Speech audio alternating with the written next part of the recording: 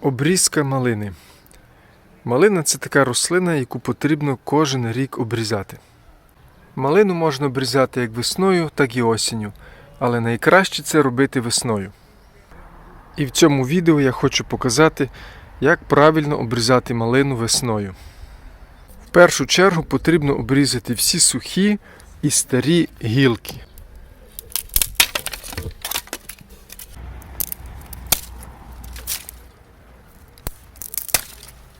На кущах малини потрібно залишити лише 1-, 2- і 3-річні пагони малини.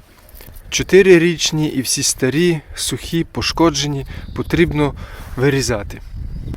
1-річні пагони вони самі тонкі, це ті, які виросли в минулому році. Вони мають такий світлий колір.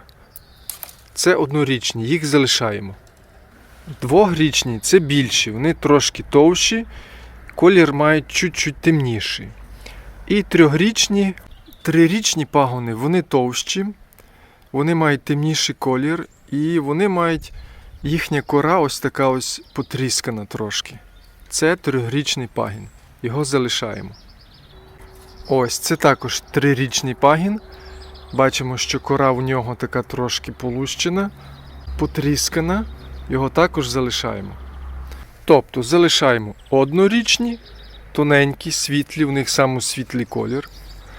Залишаємо 2-річні, вони товщі, трошки колір у них темніший.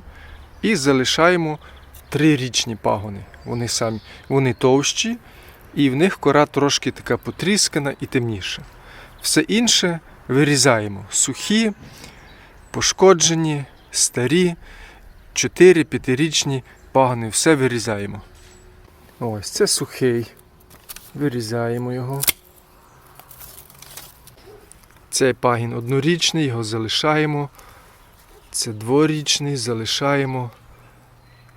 2-річний, але товстий, 2-річний. Це сухе, вирізаємо. Це пошкоджений, його потрібно вирізати. Навіть дивлячись на кущ, бачимо, що є пагони світлі, це 1-2-річні, є пагони трошки темніші, це 3-річні, і в них кора трошки така полущена, їх залишаємо.